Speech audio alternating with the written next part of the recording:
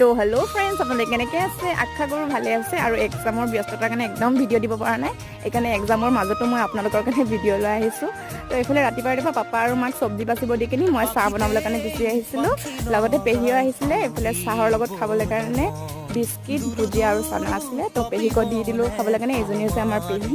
এইফালে দেখিছেনে অমিতা, গাজৰ, আলু আৰু এইটো কিবা ফ্ৰেঞ্চবিন কাটি কিনি থৈ দিছিলোঁ মানে চব্জি বনাবলৈ। এইফালে মাছো ফ্ৰাই কৰি লৈছোঁ আৰু চব্জি বনাই লৈছোঁ। তাৰপাছতে মই গুচি গৈছিলোঁ কলেজলৈ। তাৰপিছতে কলেজৰ পৰা আহি কিনি ভাত খাই ল'লোঁ আৰু এতিয়া মই যাবলৈ কাৰণে ওলাইছোঁ অলপমান টাউনলৈ। পেহীয়ে মাতি পঠাইছে।